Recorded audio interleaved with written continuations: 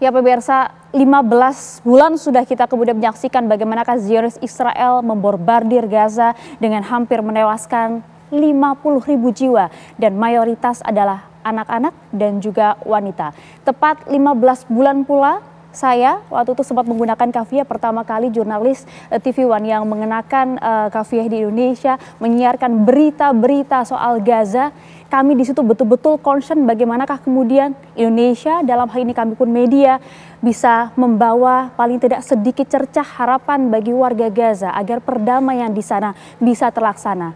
Dan akhirnya per hari ini kita sama-sama menyaksikan bagaimanakah gencatan senjata bisa benar-benar terjadi di Gaza, Palestina, antara Israel maupun juga dengan Hamas. Kita saksikan pula tangis haru baik itu dari seluruh warga Gaza maupun juga anak-anak, wanita di sana. Tangis haru mereka menyaksikan, tidak lagi melihat bagaimanakah langit-langit tersebut dihiasi dengan api maupun juga kemudian tembakan-tembakan, serangan-serangan dari Israel. Kita tentu ingin memastikan bagaimanakah kemudian gencatan senjata ini benar-benar terlaksana secara permanen agar kelaparan di Gaza dan juga berbagai bombardir dari Zionis Israel tak lagi dirasakan deritanya oleh saudara-saudara kita yang berada di Gaza, Palestina. Hari ini pun saya, Maria Segaf, juga kembali mengenakan kefiyah Save Palestina untuk bisa kemudian memastikan betul, concern betul bagaimana kemudian kami, tim TV One, bisa memastikan bahwa perdamaian tersebut benar-benar dirasakan oleh saudara-saudara kami yang berada di Gaza, Palestina. Kami akan membahas hal ini bersama dengan sejumlah narasumber pemirsa. Sudah hadir bersama dengan kami melalui sambungan Zoom ada Wakil Menteri Luar Negeri Republik Indonesia, ada Bapak Anies Mata, dan juga kemudian selamat malam Pak Wamen. Selamat malam Mbak Maria. Terima kasih banyak atas waktunya Pak Wamen di sela-sela kesibukannya sudah bergabung bersama dengan Apa Kabar Indonesia Malam. Dan juga hadir bersama dengan kami di sini ada Bapak Pizarro Ghazali, Pakar Hubungan Internasional. Selamat malam, Assalamualaikum. Waalaikumsalam warahmatullahi wabarakatuh. Serta Bapak Sarwidi Abdul Borot, Ketua Dewan Pembina Mercy. Nanti kita ingin tahu betul bagaimana kondisi rekan-rekan kami berada di sana. Selamat malam, Assalamualaikum. Waalaikumsalam warahmatullahi wabarakatuh. Saya ingin ke Pak Wamen terlebih dahulu. Pak Wamen, kita tahu betul akhirnya per hari ini siang tadi paling tidak waktu Indonesia Barat gencatan senjata dan saat ini pun sedang berlangsung. Apa yang kemudian bisa dilakukan Indonesia? Selain kemudian saat ini Indonesia juga mengirimkan bantuan di sana. Betulkah kemudian akses bantuan dalam waktu gencatan senjata berlangsung ini juga dibuka lebar oleh Israel, Pak Wamen?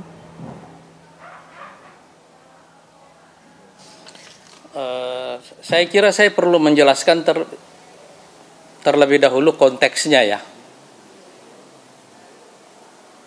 bahwa peristiwa gencatan senjata ini datang sebagai serial peristiwa-peristiwa penting di kawasan. Yang pertama kita lihat jatuhnya rezim Bashar al-Assad, dan yang kedua adalah perdamaian ini, gencatan senjata ini. Dan pada waktu yang sama kita juga menyaksikan ada penandatanganan strategic partnership antara Iran dengan Rusia. Jika kita melihat di dalam konteks peristiwa kawasan ini semuanya, kita bisa mengatakan bahwa semua peristiwa ini terjadi sebelum tanggal 20 Januari di mana Trump akan dilantik sebagai Presiden Amerika. Jadi bisa kita katakan dalam konteks kawasan ini adalah semacam pengaturan baru kepada kawasan ini, di mana perdamaian atau gencatan senjata antara Israel dengan Hamas ini menjadi bagian dari pengaturan baru di kawasan tersebut, di Timur Tengah, di Palestina secara khusus, dan di Syria yang sudah kita saksikan semuanya. Jadi ini adalah semacam satu settingan baru di kawasan menjelang datangnya pemerintahan Donald Trump yang baru. Tapi jika kita melihat butir-butir perjanjian dalam gencatan senjata ini, kita bisa memastikan bahwa Gaza, Palestina adalah pemenang dalam kasus ini, dalam perjanjian damai ini, karena mereka relatif mendapatkan semua yang mereka inginkan sejak perjanjian yang pertama dulu tahun lalu pada bulan Mei kalau nggak salah, yang tidak sempat terlaksana karena justru perangnya berlangsung lebih lama lagi. Tapi butir perjanjian yang sama yang pada dasarnya sudah mereka minta sejak tahun lalu, sama relatif dengan perjanjian yang ada sekarang ini, bukan hanya dalam pertukaran tawanan, tapi juga dalam penarikan pasukan, penyaluran bantuan kemanusiaan. Dan ini berarti bahwa ada satu situasi yang bisa kita baca, bahwa Israel menerima perjanjian ini tentu dalam keadaan di mana mereka pada dasarnya tidak terlalu rela untuk menerima perjanjian ini. Dan saya kira ini yang tadi Mbak Maria jelaskan, mengapa sampai akhir kelompok kanan yang menjadi kanan keras yang menjadi sekutu Netanyahu tetap menolak perjanjian ini, karena mereka menganggap ini semuanya memenuhi permintaan pihak Palestina. Tapi secara keseluruhan bisa kita katakan karena dia merupakan bagian dari pengaturan baru di kawasan, inilah yang saya kira membuat Israel akhirnya tunduk kepada tekanan untuk menerima gencatan senjata yang sekarang ini sedang terjadi. Dan dalam makna itulah mengapa kita mengatakan bahwa ini adalah kemenangan Gaza, ini adalah kemenangan Palestina. Tapi jika kita melihat secara keseluruhan jumlah korban yang begitu banyak karena genosida yang sudah berlangsung 15 bulan lamanya, pada dasarnya ini adalah kemenangan bagi umat manusia, ini adalah kemenangan bagi kemanusiaan, karena perjanjian ini mengakhiri genosida itu insya Allah. Jadi ini konteks yang penting untuk saya tekankan di awal, karena ini konteks sebagiannya berhubungan dengan Palestina, di mana perangnya terjadi, tapi karena dia ada dalam rangkaian peristiwa sebelumnya seperti Syria, dan karena itu kita menganggap ini bagian dari pengaturan baru kawasan sebelum pemerintahan Donald Trump datang. Tetapi dalam konteks itulah kita bisa mengatakan ini adalah kemenangan bagi Gaza, ini adalah kemenangan bagi Palestina, ini juga adalah kemenangan bagi kemanusiaan. Baik, Pak, kalau misalnya kita lihat kan memang Indonesia betul-betul clear, tegas, tidak abu-abu posisinya, menolak keras genosida dan berada bersama dengan saudara-saudara kami yang berada di Palestina. Tapi bagaimana kemudian Indonesia bisa berperan aktif memastikan bahwa perjanjian ini betul-betul kemudian ditaati secara clear, begitu secara jelas oleh Israel tanpa ada kecurangan maupun hal-hal lain yang tidak diinginkan, sehingga gencatan senjata ini betul-betul bisa berlangsung secara permanen, Pak Wamen? Masyarakat internasional bersama Indonesia pada dasarnya mempunyai 3 peran penting dalam konteks ini. Yang pertama adalah Indonesia dan masyarakat internasional harus ikut mengawal dan memantau pelaksanaan poin-poin perjanjian ini. Karena tanpa pengawasan internasional perjanjian ini mudah dilanggar, seperti semua usaha perjanjian damai yang sudah ada pada bulan Mei tahun 2024 yang lalu yang tidak pernah bisa berlangsung. Jadi dalam hal ini peran masyarakat internasional menjadi sangat penting, dan di sini Indonesia bisa memainkan peran yang penting untuk memantau bahwa perjanjian ini benar-benar bisa dilaksanakan dengan baik. Yang kedua, ada tuntutan yang sangat mendesak kepada masyarakat internasional, dan Indonesia harus mengambil peran penting di sini, yaitu penyaluran bantuan kemanusiaan karena sifatnya yang emergensi kepada masyarakat Gaza dan Palestina secara umum, dan selanjutnya partisipasi dalam rekonstruksi Gaza. Kita mesti berpartisipasi bersama masyarakat internasional lainnya untuk membangun kembali Gaza, dan dalam hal ini pemerintah, dalam hal ini Kemlu bersama masyarakat Indonesia yang diwakili oleh semua NGO yang terlibat bekerja, organisasi charity yang ikut bekerja membantu Palestina, termasuk dalam hal ini juga Majelis Ulama kita bersama Basnas, Ini kita akan melakukan koordinasi untuk mulai melakukan penyaluran bantuan persis setelah perjanjian damai ini dilaksanakan, gitu ya. Jadi ini poin yang poin yang kedua di mana Indonesia dan masyarakat internasional harus terlibat. Yang ketiga, pada dasarnya masih ada satu persoalan yang belum selesai, yaitu hukuman kepada para pelaku genosida. Selama perang 15 bulan yang berlangsung ini, di mana ICC, Mahkamah Pidana Internasional, sudah mengambil keputusan dalam soal itu. Artinya, masyarakat internasional, termasuk Indonesia, tidak boleh melupakan bahwa 15 bulan terakhir ini ada genosida yang berlangsung kepada masyarakat Palestina, dan pelaku dari genosida ini harus mendapatkan hukuman yang setimpal supaya peristiwa yang sama tidak terulang kembali di masa yang akan datang. Saya kira ini 3 peran dari Indonesia dan juga masyarakat internasional secara umum setelah perjanjian ini. Ya, tentu kita ingin mengawal betul hal ini bersama dengan pemerintah Indonesia untuk memastikan hal ini. Nanti kita ingin bahas lebih lanjut mengenai bagaimana kemudian kita bisa mengawal ini dengan baik dan juga bagaimana proses masuknya bantuan yang saat ini sudah mulai mengalir ke wilayah Palestina. Dan tentu nanti baik itu Pak Bizaro maupun Pak Sarbini jika ingin bertanya langsung kepada Pak Wamen. Tapi usai jeda ya, sesaat lagi kami akan kembali untuk Anda.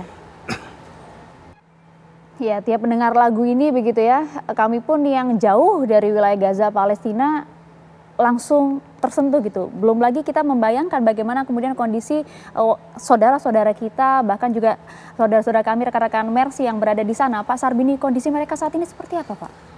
Sana di Gaza itu tinggal 1 orang, Mbak, namanya Mbak Marisa sebagai LO. Dan insya Allah sekitar tanggal 23 kita akan memberangkatkan 6 orang tim dokter ke Gaza. Nah, kita di Mercy ini Mbak tetap komit yang tinggi bahwa kita akan berotasi dokter di bawah payung WHO dari MT 1 sampai MT 6. Nah, sekarang tanggal 23 ini akan berangkat di MT 7. Jadi sekitar 50 orang dokter dan perawat yang kita kirim ke Gaza. Ini merupakan bagian dari komitmen kita untuk membantu warga Gaza yang memiliki kesulitan. Walaupun sudah ada perjanjian sementara, kita nggak bilang perumahan ya Mbak, sementara. Maka kita tetap akan terus melanjutkan pengiriman dokter sampai kita bisa membangun ulang rumah sakit Indonesia yang ada di utara itu. Mbak Marisa dan kawan-kawan, saat ini kondisi seperti apa? Belum kan kita lihat kemarin Israel masih begitu memborbar di wilayah Gaza, meskipun jelang gencatan senjata, Pak Sarbini. Ya. Mereka tuh Mbak Marisa itu kan posisi di Derbalah di Gaza Tengah itu relatif lebih aman. Jadi prinsip medis gini Pak, kita menempatkan relawan kita itu di tempat-tempat yang relatif Mbak ya, untuk bisa beraktivitas kemanusiaan di situ. Dan sebab itu teman-teman kan diusir dari Kaman Udwan yang Dr. Husam yang ditangkap itu, maka diusir untuk kembali ke tengah. Jadi awalnya kita itu, Mbak, itu di selatan. Dari selatan kita masuk ke rumah sakit Indonesia, kemudian diusir lagi ke rumah sakit Adwan, kemudian diusir lagi kita ke Derbalah. Tapi kalau misalnya lihat teman-teman Mercy ini kan, mereka yang betul-betul berada di lapangan ya, kondisi yang kemudian bisa digambarkan saat ini di sana seperti apa, Pak Sarbini? Sangat gimana ya, artinya sangat menyentuh kemanusiaan kita Mbak. Jadi bagaimana mereka serba kurang ya, makanan kurang, kemudian obat-obatan, terutama obat-obatannya sangat kurang ya. Tadi sama Mas Fizaru saya jelasin bagaimana misalnya dokter kita itu harus menjahit, mengheting orang itu tanpa pakai obat bius, misalnya hal sederhana ya. Kemudian bagaimana misalnya ada orang luka-luka yang lain agak susah untuk ditangani. Jadi hal-hal yang sangat primer sekalipun di sana tidak ada Mbak. Jadi rumah sakit sana pada kolaps semua. Itu nggak ada rumah sakit yang berfungsi. Rumah sakit di Indonesia pun yang masih berfungsi, itu berfungsi kita 5%. 5%. Jadi tidak memenuhi standar rumah sakit yang normal. Gitu, tapi ini kan dokter-dokter di sana itu kan mereka bertahan ya. Bertahan dengan segala kekuatan mereka, dengan kemampuan mereka. Dan mereka kerja profesional, tidak meninggalkan warga Gaza Utara, terutama Utara ya. Jadi Mas sekarang itu memang rumah sakit Indonesia khususnya di Utara, ini kan menjadi andalan ya. Andalan ya. Jadi bayangkan Mbak, ada dokter-dokter Indonesia yang bertugas di situ, ada seorang dokter bedah plastik, itu rata-rata tuh dikirim dari sekitar itu untuk kita tangani di situ. Tapi alhamdulillahnya dokter-dokter kita ini bisa menangani pasien walaupun dengan alat yang sederhana. Kondisi terbatas. Terbatas, bisa melakukan tindakan-tindakan yang sederhana. Nah dulu sebelum Israel menyerang Rafah Mbak, itu kita masih bisa mensuplai obat-obatan alat-alat dari Mesir. Jadi Mesir itu membuka kesempatan kepada relawan-relawan dokter untuk membawa bantuan-bantuan yang bisa dibutuhkan di sana oleh mereka. Nah, setelah Rafah diduduki, kemudian Philadelphia itu direbut sama Israel, maka semua bantuan itu masuk dari Karim Shalom, dari Israel, dari Jordan, Israel, kemudian masuk ke Palestina, ke Gaza. Dan itu semua dibatasi. Susah, ya? Semua dibatasi. Nggak bisa kita membawa lebih banyak seperti yang kita lakukan waktu kita masuk dari Mesir. Oleh sebab itu, teman-teman membawa apa yang bisa dibawa, syukur-syukur lolos ya. Tapi kalau misalnya ini benda-benda penjajahan ini misalnya bisa memasukkan bantuan-bantuan kemanusiaan, nah maka ya paling mungkinkah lah via Mesir. Itu dia. Itu yang sangat membantu, Mbak. Tapi istilahnya harus dipastikan dulu bahwa apakah ini bisa dilaksanakan sesuai dengan kesepakatan. Nah, itu dia pertanyaan Pak Sarbini, mungkin bisa langsung ditanyakan kepada Pak Wamen. Monggo, kondisi di lapangan seperti apa yang dibutuhkan? Silakan Pak Sarbini. Ya. Mumpung ada Pak Wamen di sini. Ya. Assalamualaikum Pak Wamen. Waalaikumsalam. Kami meminta bantuan dalam konteks ini, bukan cuma Mercy, tapi ini saya mewakili rakyat Indonesia, bahwa kendala bantuan-bantuan dari semua negara termasuk Indonesia adalah ketika kita memasukkan bantuan itu melalui Mesir. Jadi bantuan-bantuan kita ini tertahan di Mesir, karena Mesir punya satu peraturan bahwa bantuan-bantuan untuk ke Gaza ini bukan sesuatu hal yang mudah. Dan untuk Pak Wamen ketahui bahwa Mercy ini masuk ke Gaza di Pak Wamen, ini bukan di bawah Kemlu, tapi kita ini di bawah WHO. Kenapa? Karena memang pada awal-awal yang kita berusaha untuk masuk ke Gaza ini mengalami sangat susah, sangat sulit, maka kita berkolaborasi dengan WHO. Nah, kita kembali lagi ke bantuan Pak Wamen, bahwa ini tugas Kementerian Luar Negeri khususnya itu untuk melakukan pendekatan dengan Mesir baik secara diplomatik maupun secara personal maupun secara intelijen. Kenapa kami katakan demikian Pak Wamen? Karena apabila ini Indonesia tidak mampu untuk meyakinkan Mesir, maka bantuan-bantuan kita ini akan kesulitan. Dan itu kami alami sejak lama Pak Wamen. Sampai saat ini? Sampai saat ini. Okay. Nah, sebab itu bantuan dari Indonesia tertahan semua di Mesir. Nah, di sini kita tidak punya kemampuan untuk bisa melakukan lebih karena kita adalah bukan bagian dari pemerintah. Makanya saya pikir ini kesempatan buat kami untuk bisa menyampaikan keluhan ini kepada Pak Wamen agar Pak Wamen bisa melakukan pendekatan-pendekatan dengan pihak terkait di Mesir agar diberikan akses bantuan-bantuan rakyat Indonesia untuk bisa masuk ke Gaza dan ini bisa bermanfaat bagi warga Gaza. Iya. Karena demikian Pak Wamen permintaan kami. Ya. Izin Pak Wamen, silahkan ditanggapi, monggo. Saya kira ini keluhan bagi hampir semua organisasi charity internasional ya, yang membawa bantuan ke sana melalui dua jalur, satu jalur Mesir dan satu lagi jalur Jordan ya. Ini ada semua mengeluhkan kendala teknis dalam hal ini, dan kita di Indonesia pertama melalui jalur multilateral, misalnya kemarin melalui OKI dan Presiden sendiri, Presiden Prabowo melalui D8 kemarin, dan juga melalui jalur bilateral waktu Presiden bertemu dengan Presiden Sisi, karena ini salah satu tujuannya untuk penyaluran bantuan. Tapi karena Mesir juga merupakan penjamin dan mediator dalam gencatan senjata ini bersama Qatar dan Amerika Serikat, saya kira Mesir sekarang mempunyai kewajiban untuk membuka koridor kemanusiaan ini untuk penyaluran bantuan kemanusiaan itu. Karena itu kita mulai akan mengkoordinasikan insya Allah semua penyaluran bantuan ini, termasuk Mercy nanti dan teman-teman dari yang lainnya. Karena ini dalam tahapan gencatan senjata ini kita akan melakukan dua tahapan penyaluran bantuan. Satu, bantuan kemanusiaan yang mendesak, baik berupa makanan maupun bantuan medis, dan juga bantuan yang lainnya, mungkin juga pemasangan tenda dan seterusnya. Yang kedua nanti adalah kalau insya Allah dalam pelaksanaannya, para pihak komitmen menunjukkan melaksanakan perjanjian ini dengan baik, ini akan menjadi gencatan senjata yang permanen, dan setelah itu kita bisa masuk dalam tahapan kedua, yaitu rekonstruksi Gaza dan Palestina secara umum. Jadi pada tahapan sekarang ini setelah gencatan senjata, pemerintah Mesir mempunyai kewajiban sebagai juga penjamin dan juga sebagai mediator dalam gencatan senjata ini untuk membantu proses penyaluran bantuan tersebut. Walaupun begitu, kita insya Allah akan terus juga berkoordinasi dengan pemerintah Mesir dalam hal ini, dan saya kira dalam level yang sangat tinggi, yaitu pada level presiden, ini termasuk yang sudah dibicarakan. Itu juga menjadi fokus ternyata dari pemerintah kita tunggu nanti bagaimana proses komunikasi ini berlangsung, Pak Sarbini. Tapi begini Pak Pizarro, kita tahu betul bahwa sejarah panjang dari Israel yang punya sejarah buruk dalam mentaati perjanjian maupun juga gencatan senjata sebelumnya. Kita sebut juga kemudian resolusi PBB yang berkali-kali kemudian diabaikan begitu saja oleh Israel. Bagaimana kemudian kita bisa melihat, memastikan bahwa dalam gencatan sementara saat ini 42 hari ini Israel betul-betul taat dan juga menjalankan perjanjian tersebut, Pak Pizarro? Iya. Ya, ini yang menarik Mbak Maria ya, kalau kita melihat statement dari Netanyahu, ini tidak ada sebenarnya itikat dia untuk benar-benar mengakhiri genosida yang terjadi di Gaza.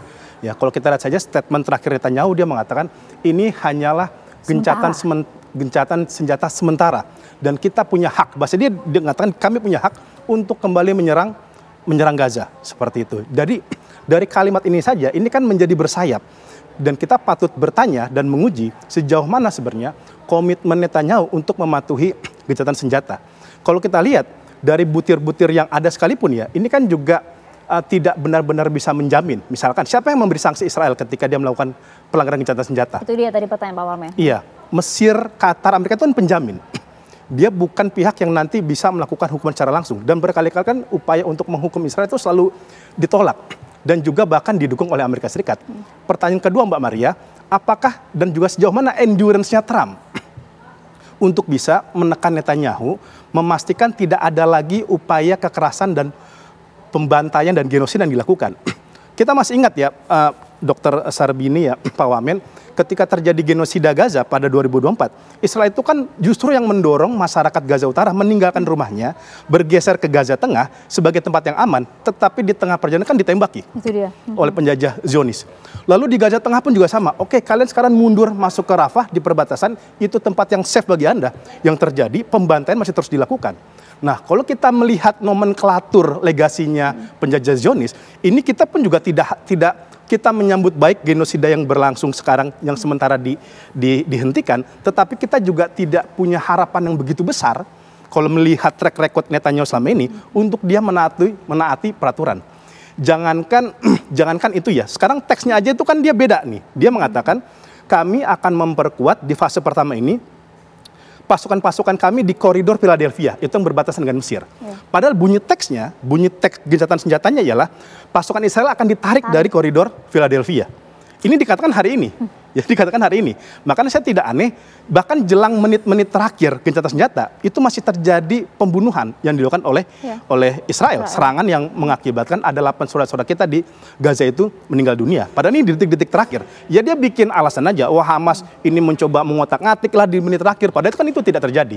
Nah, dengan segala macam bukti-bukti ini, saya kok menjadi sangat, kita optimis, tetapi kita juga kita tetap harus waspada bahwa di tengah jalan, ya Israel ini akan melakukan upaya-upaya perlawanan kembali. Apalagi ini cuma 42 hari. Kita nggak bisa menjamin apakah fase kedua, ketiga itu akan terjadi. Karena di fase pertama ini aja, ini tarik ulurnya luar biasa. Harusnya sampai detik-detik terakhir. Detik terakhir, tadinya Jumat, diundur Sabtu, ditunda lagi, diundur Ahad. Ahad katanya jam 8.30, diundur lagi jam 11. Ini di fase pertama loh Mbak Maria. Kita belum bicara second phase atau fase ketiga. Yang apalagi di fase ketiga itu ada klausul misalkan mencabut blokade Gaza. Gitu ya, sampai sekarang kan yang terjadi mitra-mitra koalisi dia itu kan nggak pernah punya pikiran untuk mencabut blokade Gaza. Menq-nya Israel Bezalel Smotrich jangankan mencabut blokade Gaza, dia mengatakan kami ingin menjajah seluruh wilayah Palestina. Nah, apakah itu kemudian mengendur pernyataan seperti itu? Enggak ya, dia memang mengkritik gencatan senjata ya, tetapi pernyataan-pernyataan itu kan masih terus liar dikemukakan oleh Bezalel Smotrich, dan kemudian apa yang dilakukan Netanyahu menghukumnya, mengeluarkan dari kabinet kan enggak, karena dia juga butuh mitra koalisi ekstremis ini untuk menopang kekuasaan dia. Karena kan dia menang sangat tipis Mbak Maria. Dia hanya menang 68 dari syarat 60. Kalau partai mitra koalisinya dia, Partai Kekuatan Yahudi dan Partai Zionisme Religius ini kemudian sepakat dia keluar. Yang sekarang kan yang terbaru nih Ben Gvir dari Partai Kekuatan Yahudi ya. Dia udah mencabut dukungan. Kursi dia 6, tinggal 62. Kalau ini bisa dibisikin misalkan Bezalel Smotrich atau dia punya keinginan untuk cabut menggulingkan Netanyahu, kan itu bisa terjadi dan bisa aja tengah jalan itu buyar. Nah ini kekhawatiran-kekhawatiran yang kita kan memang tidak akan terjadi. Tapi kalau kita melihat rekam jejak Israel sama ini, kita nggak bisa 100% trust tuh Netanyahu. Itu dia pertanyaannya, bagaimana kemudian kita bisa memastikan bahwa dalam fase pertama saja ini kemudian Israel tidak mencederai perjanjian tersebut, Pak Wamen. Terlebih fase kedua pun juga belum dirancangkan sebenarnya. Bagaimana kemudian peran Indonesia secara konkret untuk memastikan hal ini, Pak Wamen? Izin dijawabnya nanti usai jeda. Sesaat lagi, tetap bersama kami di Apa Kabar Indonesia Malam. Ya pemirsa, kami hadirkan untuk Anda, ini adalah prioritas utama bantuan untuk Gaza, yaitu di mana diantaranya adalah makanan tentu, kemudian air, persediaan medis, bahan bakar, hingga suku cadang untuk memperbaiki generator di rumah sakit. Ini adalah beberapa hal vital, bantuan-bantuan prioritas utama yang kemudian dibutuhkan di Gaza, Palestina saat ini. Ini yang kemudian juga tadi kita lihat Pak Sarbini juga fokus mengenai hal ini, bagaimana kemudian bantuan-bantuan ini bisa langsung masuk menuju ke wilayah Palestina, Gaza, dan juga langsung diterima oleh masyarakat di sana.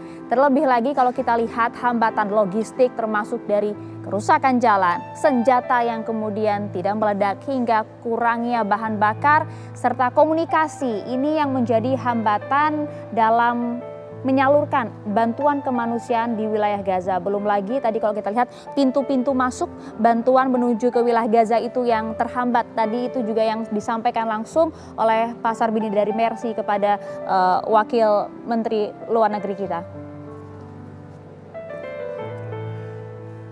Kami hadirkan juga pemirsa, ini yang kemudian disampaikan oleh perwakilan Badan Kesehatan PBB di wilayah Palestina, bahwa perkiraan biaya membangun kembali sektor kesehatan saja ya, sektor kesehatan di wilayah Gaza ini bahkan mencapai 10 miliar US dollar untuk 5 hingga 7 tahun saja. Kita bisa bayangkan bagaimana besarnya kerusakan yang terjadi di wilayah Gaza, terlebih lagi dalam sektor kesehatan. Mumpung ada Pak Wamen di sini begitu ya Pak Wamen, fokus kita tentu adalah bagaimana kemudian bantuan ini dalam fase pertama lah ya, gencatan senjata, bagaimana bantuan-bantuan yang sangat dibutuhkan oleh warga Gaza ini bisa sampai kepada mereka. Terlebih lagi tadi fokus Mercy, bagaimana pintu-pintu masuk menuju ke wilayah Gaza ini kemudian bisa paling tidak dikomunikasikan agar akses bantuan ini bisa segera diterima. Paling tidak peran konkret dari pemerintah kita akan seperti apa Pak Wamen?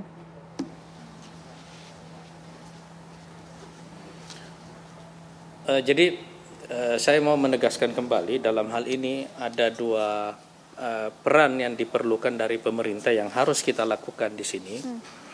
Yang pertama adalah peran domestik, yaitu melakukan koordinasi dengan semua lembaga-lembaga charity yang akan menyalurkan bantuan ke sana supaya pertama kita bisa mengkoordinir semua bantuan ini, dan yang kedua kita bisa mengetahui besaran atau volume dari bantuan yang kita kumpulkan melalui semua organisasi charity yang ada. Dan yang ketiga, kita bisa menetapkan prioritas penyaluran bantuan sesuai dengan kebutuhan masyarakat di Gaza dan di Palestina secara umum saat ini.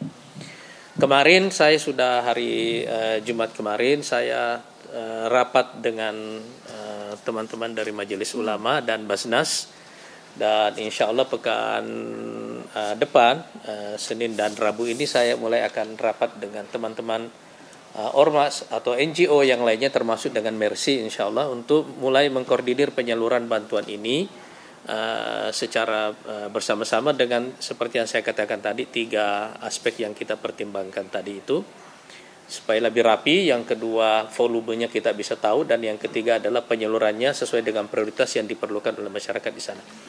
Nah, peran yang kedua adalah memperkuat jalur politik dan diplomatik untuk penyaluran bantuan ini, baik melalui Mesir khususnya yang akan sampai ke Gaza, dan juga sebagian bantuan juga ada di Amman ya, ada di Jordan. Dan insya Allah Presiden dalam waktu dekat ini juga akan ada kunjungan kembali ke Timur Tengah, dan salah satu di antaranya adalah ke Jordan insya Allah. Saya kira ini akan masuk di dalam agenda pembicaraan beliau dengan Raja Abdullah yang juga merupakan sahabat beliau. Karena dengan Presiden Sisi kemarin ini juga sudah dibahas. Jadi di level yang paling tinggi kita insya Allah akan sudah melakukan hal ini dan akan terus melakukannya. Tapi kita sekarang merasa lebih optimis, terutama karena ini sudah merupakan kesepakatan bersama, dan di sini pihak Amerika Serikat merupakan mediator dan juga penjamin bersama pihak Mesir. Nanti insya Allah semua kendala-kendala lapangan akan kita bahas bersama dengan semua teman-teman NGO yang bergerak ke sana. Sambil jalan kita menyelesaikan masalah insya Allah satu per satu. Tapi saya kira kali ini insya Allah Indonesia akan memainkan peran yang jauh lebih besar daripada sebelumnya insya Allah. Ya. Dan juga bagaimana Pak Wamen, luar biasa apa upaya yang akan dilakukan oleh pemerintah Indonesia yang seperti Anda sampaikan tadi, dan juga komunikasi dengan pihak Mesir salah satu mediator, bagaimana kemudian untuk memastikan bahwa negara-negara Arab dalam hari ini kemudian Mesir dan juga Qatar betul-betul berkomitmen dalam stabilitas perjanjian tersebut, Pak Wamen. Saya kira kalau apakah kita optimis dengan perjanjian ini akan berlangsung atau tidak, saya kira itu dimensinya agak banyak ya dan lebih kompleks. Pertama, kita membaca dulu para aktor ya, dalam hal ini Palestina dan juga Israel sebagai aktor utama di Palestina.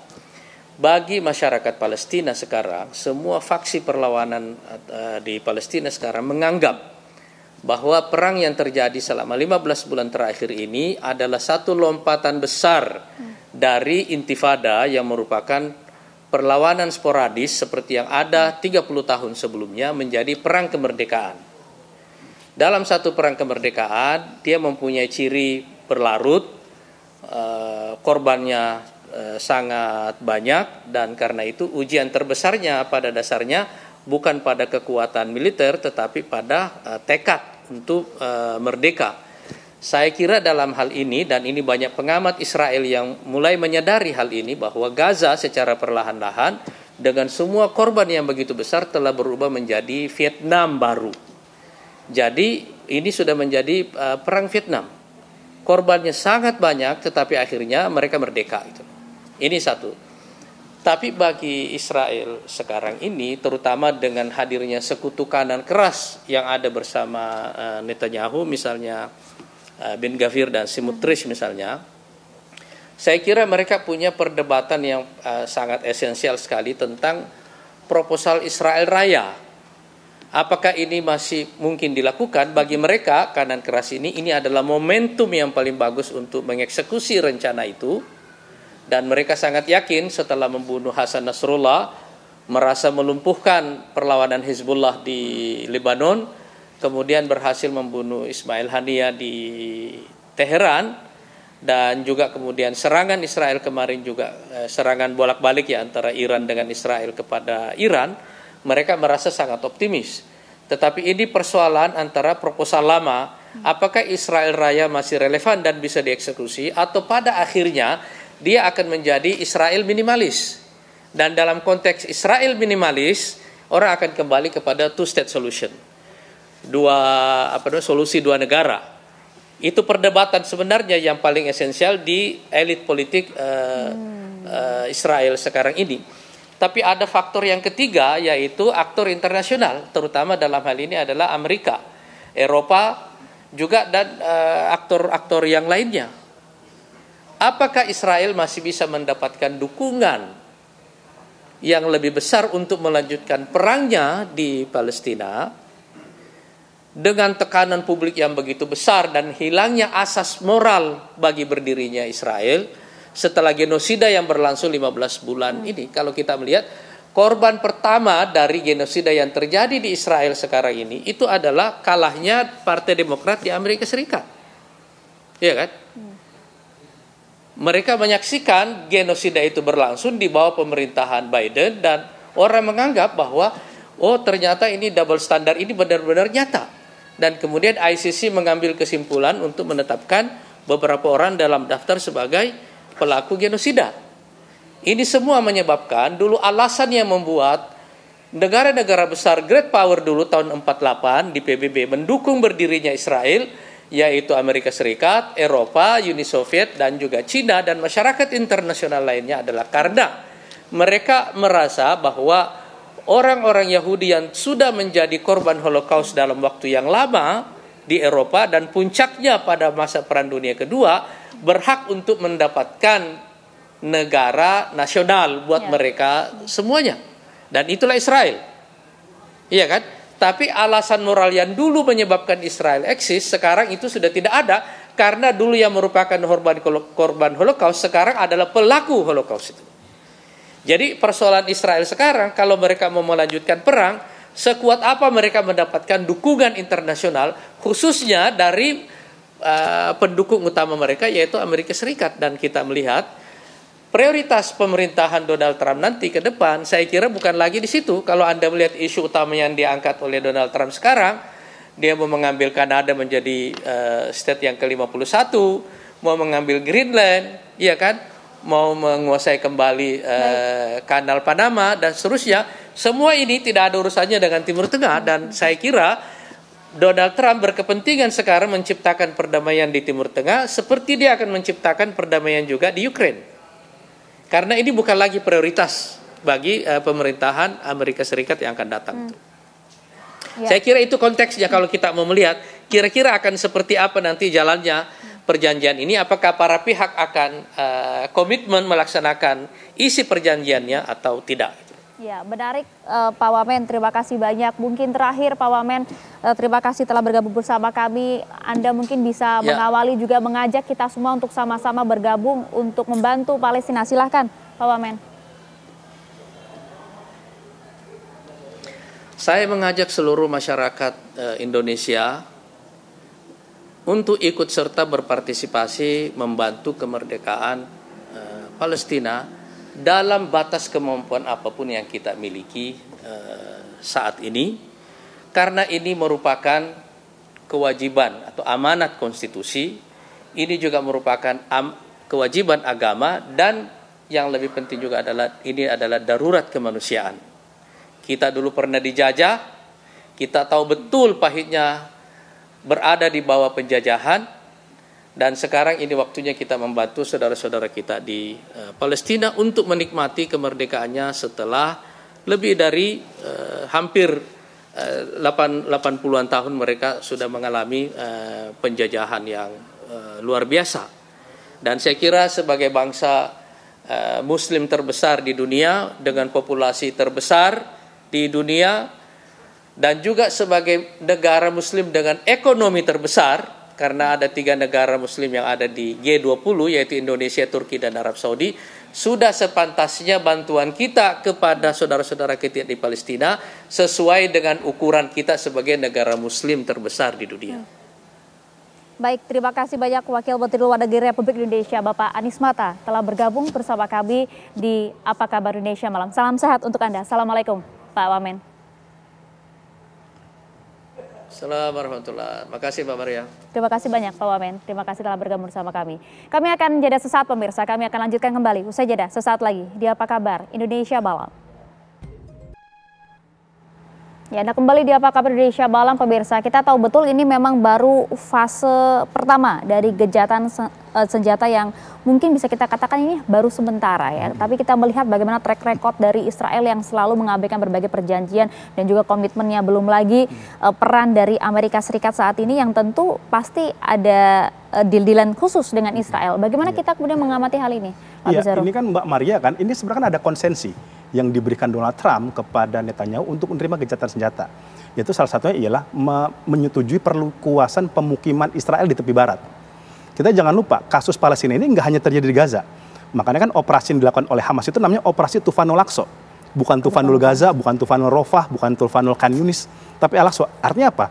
ini wilayah Palestina ya, ini terjajah seluruhnya, dan ini kan yang kemudian sering sekali dikatakan oleh Ismail Haniyeh sebelumnya, tujuan kami untuk melakukan perlawanan terhadap Israel itu bukan semata-mata membebaskan Gaza, tapi juga tepi barat dan juga Baitul Maqdis di Masjid Al-Aqsa. Dan ini yang kemudian kenapa nanti sayap kanan dan ekstremisnya Israel yang mendukung Netanyahu, itu Bezalel Smotrich yang menolak gencatan senjata, tiba-tiba dia nerima. Karena dia dijanjikan perluasan pemukiman yang akan digarap oleh partainya dia. Di tepi barat. Gitu. Dan dia kan juga orang menteri keuangan. Dia pemburu cuan dan rente juga, gitu ya. Jadi ada barter di sini, gitu. Nah, ini khawatirnya ketika tepi barat membara, ini kan pasti orang-orang Palestina tidak akan diam dan juga pasti akan melakukan upaya pembelaan, dan ini bukan tidak mungkin akan terjadi, masih akan terus berlangsung eskalasi yang besar. Apakah ini kemudian juga upaya pancingan dari Israel sebenarnya? Bisa jadi. Bisa jadi. Kalau kita lihat bahkan Donald Trump itu kan tidak pernah bicara 3 variabel soal Palestina. Pertama, soal kepastian kemerdekaan Palestina. Dia kan nggak tertarik gitu berbicara tentang negosiasi batas tahun 1967, tidak pernah terucap di ucapannya, omongannya dia. Kedua, tentang kepastian untuk menghentikan perluasan pemukiman Israel di tepi barat. Gitu. Ini kan dihabisi juga Mbak Maria, dihajar juga gitu. Dan juga yang ketiga soal penjaminan terhadap umat Islam di Masjid Al-Aqsa. Serangan intensitas yang terjadi Israel ke Masjid Al-Aqsa itu kan sering terjadi di eranya Donald Trump. Ya, seperti itu. Yang kemudian nanti tahun 2021 Hamas itu melakukan serangan ke Israel untuk merespon serangan terhadap Masjid Al-Aqsa. Nah, ini menurut saya pertanyaan-pertanyaan ini menurut saya ini harusnya diikutkan dalam konteks kita membaca ceasefire pada hari ini. Ini seharusnya menjadi batu loncatan ya untuk kita memandang visi jauh untuk kemerdekaan Palestina dan Baitul Maqdis dengan menjadikan kasus Gaza ya sebagai salah satu pintu masuk kita. Pertanyaan Mbak Maria tadi seperti dikatakan oleh Pak Wamen, betul. Yang bermain di Gaza ini kan bukan hanya sekedar faktor pejuang Gaza, ada aktor-aktor regional, ada Arab, ya, ada Mesir, ya, ada Saudi dan lain sebagainya. Kemana mereka ini? Pertanyaannya, apakah mereka menuju gencatan senjata, tapi apakah mereka juga punya endurance yang kuat untuk mendorong kemerdekaan Palestina? Sampai saat ini kan yang terjadi kan ada semacam selentingan bahwa Netanyahu dijanjikan untuk melakukan normalisasi dengan Saudi jika dia mau melakukan gencatan senjata. Yeah. Seperti itu. Nah, ini hal-hal dan variabel ini menurut saya ini harus menjadi diskursus di tingkat pemimpin-pemimpin muslim dunia, termasuk yang bisa dibawa oleh Indonesia, Pak Prabowo dan Kemenlu dalam pertemuan konsorsium negara-negara muslim. Ya, itu dia mengajak kemudian negara-negara Arab untuk terlibat dalam hal ini. Iya. Dalam fase pertama gencatan senjata ini, fokus Mercy seperti apa, Pak Sarbini? Ya, tetap Mbak Maria, kita tetap pada bidang kesehatan, tetap kita akan mengirimkan dokter, ya. Dan kita sangat mengharapkan bahwa ini akan berkelanjutan ke tahap kedua, tahap ketiga untuk kita renov rumah sakit ya. Rumah sakit memang namanya renov Pak, tapi kalau biaya itu mungkin sama kayak bangun awal gitu ya. Jadi ke tahap awal ini kan belum ada kepastian Pak, apakah bisa masuk segala macam kesehatan, kita belum bisa memastikan. Jadi Mercy tetap fokus dengan apa yang bisa kita lakukan ya. Atau gini Mbak, kita tidak mungkin meminta sesuatu yang itu sulit dipenuhi oleh yang lain. Kita bisa apa yang kita lakukan? Bisa lakukan kirim dokter? Oke, kirim dokter. Karena Mama dia tahu ya bahwa dokter-dokter asing yang ada di Gaza semua diusir. Semua nggak bisa masuk. Cuma Indonesia satu-satunya. Pada awalnya itu Eropa bisa masuk. Amerika bisa masuk. Tapi setelah itu Amerika kan Muslim dia dokternya. Muslim dari kan semua Israel. Eropa ada Muslim nggak bisa masuk. Cuma Mercy doang yang bisa masuk. Jadi pihak-pihak Gaza tuh minta kepada kita bahwa tolong dong dikirim reguler dan banyak. Nah, makanya dalam awal pengiriman dokter kita ke Gaza, kita buka koalisi bahwa ayo dokter Indonesia, kita bukan cuma Mercy doang. Tapi ada yang namanya dari dari bidan, dari perawat, dari dokter spesialis apapun kita gabung-gabung dan mereka itu datang ke Gaza sehingga menjadi dutanya Gaza. Dutanya Palestina. Ketika mereka pulang ke Indonesia, mereka bisa menceritakan apa sih persoalan di Palestina, apa yang dibutuhkan oleh Palestina. Dan secara tidak langsung, dokter-dokter Indonesia ini semakin tertanam rasa kemanusiaannya, melihat penderita panjang yang dialami oleh saudara-saudara kita yang ada di Gaza. Ya, paling tidak dalam 42 hari dalam fase pertama gencatan senjata ini kita harapkan kemudian ini bisa mengakhiri derita baik itu kesengsaraan maupun juga kelaparan bagi warga Gaza di sana. Terima kasih banyak Pak Fizarul, terima kasih Pak Sarbini telah bergabung bersama kami di Apa Kabar Indonesia Malam.